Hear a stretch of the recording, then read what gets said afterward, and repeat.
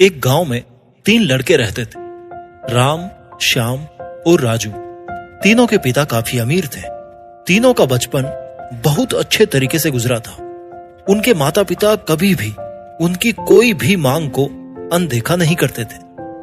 राम के पिता सरपंच थे, श्याम के पिता एक कारोबारी थे और राजू के पिता एक किसान जमींदार थे। छोटी उम्र से ही उन सबको लाड़ प्यार ने ऐसा बना दिया था कि उनको ना तो मेहनत का पता था और ना ही उनको समय की परवाह थी। अक्सर वे सारा दिन बस घूमते रहते थे।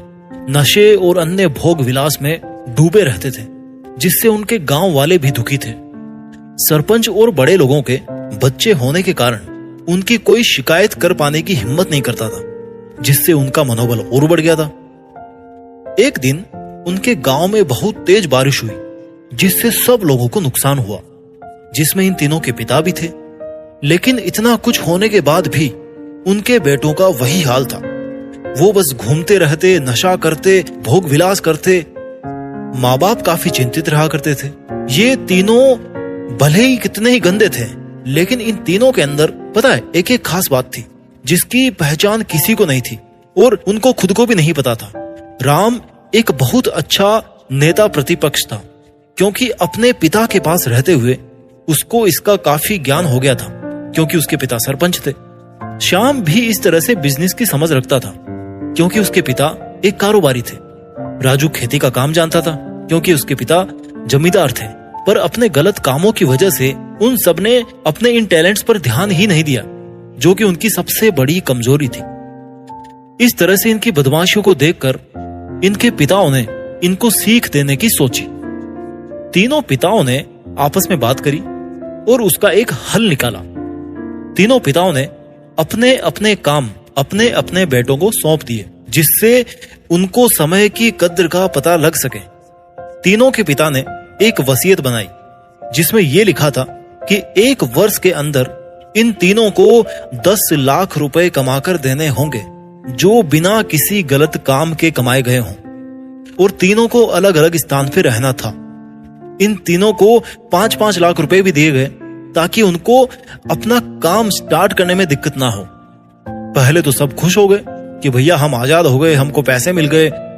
और ऐसा सोच करके इन्होंने फिर से काफी सारा समय मौज मस्ती करने में लगा दिया, जिससे इनका नुकसान भी हुआ। इस तरह से 6 महीने गुजर गए। फिर उनको एक दिन अचानक से एहसास हुआ कि अगर हम शर्त हार गए तो हम अपनी अपनी जायदाद खो बैठेंगे। धीरे धीरे उनकी चिंता बढ़ने लगी। एक दिन वो इसी उधेड़-बुन में एक पार्क में बैठे थे और कुछ डिस्कस कर रहे थे कि उनको एक छोटी सी लड़की मिली। वो फूल बेच रही थी और साथ में पढ़ भी रही थी। तीनों जने उस लड़की के पास में गए। तभी राम ने लड़की से बोला कि बेटी आपकी उम्र क्या? लड़की ने जवाब दिया कि मैं 12 साल की हूं अंकल। इतना सुनते ही राम ने आश्चर्य से पूछा कि आप इतने छोटे होकर खेल नहीं रहे हो? इस पर लड़की ने जवाब दिया कि मेरे पापा की मौत हो गई है और माँ बीमार रहती है, इसलिए मैं ये काम करती हूँ। ये सुनकर राम ने अपना पर्स टटोला। उसके पास जो भी पैसे बचे थे वो उस लड़की को देने लगा। तो लड़की ने बोला, अंकल आप भी फूल ले लो, मुझे बहुत खुशी होगी, क्योंकि अगर मैं आपसे फ्री में पैसे ले लूंगी तो फिर मेरा पढ़ाई में मन नहीं लगेगा, मैं कामचोर बन जाऊंगी, क्योंकि यही समय है जिस समय मैं अपना भविष्य लिख सकती हूँ। राम ने उस लड़की से सारे फूल ले लिए और तीनों घर लौट आ गए। उस फूल वाली लड़की की बातों का उन तीनों दोस्तों पर बहुत गहरा प्रभाव पड़ा। रात में तीनों उस छोटी सी बच्ची के बारे में सोचते रहे और उन्हें एहसास हुआ कि वो तीनों कितने गलत थे। तीनों ही दोस्तों को एहसास हुआ कि उनके पास आज भी 6 महीने का समय है अपने पिता के दिए हुए काम को पूरा करने का और भविष्य बनाने का। इसी दौरान सबने सोचा कि अगर बचे हुए समय का सही उपयोग करें तो अभी भी बहुत कुछ किया जा सकता है। इस तरह से बाकी दोस्तों ने भी सोचा और दूसरे शहर में आकर काम तलाशने लगे। पर उनकी शर्त में एक शर्त यह भी थी कि उनको जो भी काम करना है वो अपनी पहचान बताए बिना करेंगे, जिससे ऑब्वियस सी बात थी कि उन तीनों को काम नहीं मिला। और जब काम नहीं मिला तो उन्होंने सोच लिया कि अब अगर वो कुछ भी करेंगे तो अपने गांव में जाकर के ही काम करेंगे, भले उनके पिता कुछ भी सोचे वो अपने गांव में जाएंगे और अपने गांव में ही कुछ नेक काम करेंगे, भले ही उनको अपने पिताओं की वसीयत ना मिले।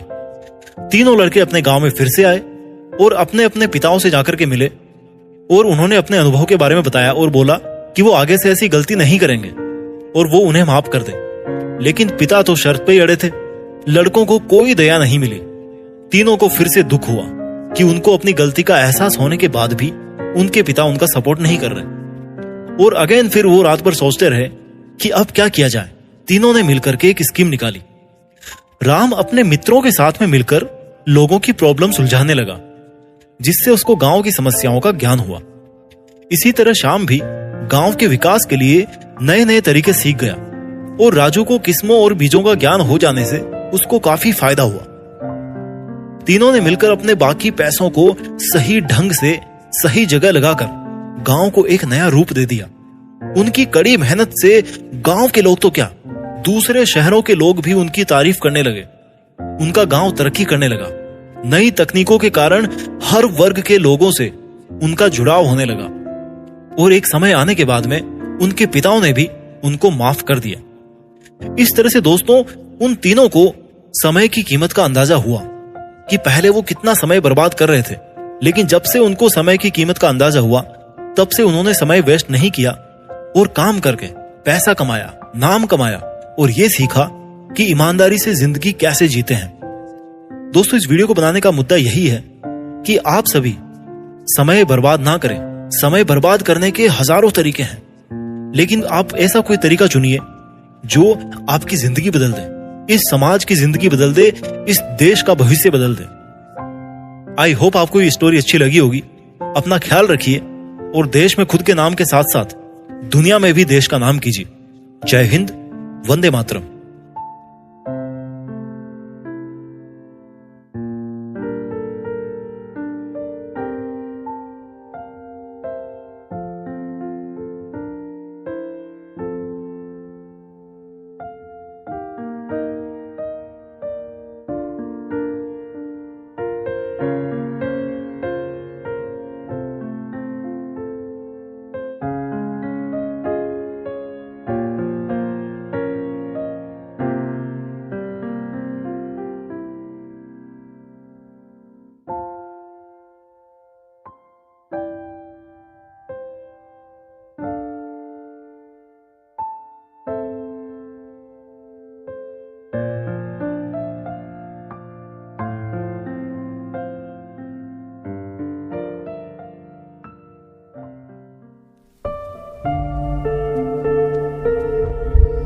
जीत फिक्स।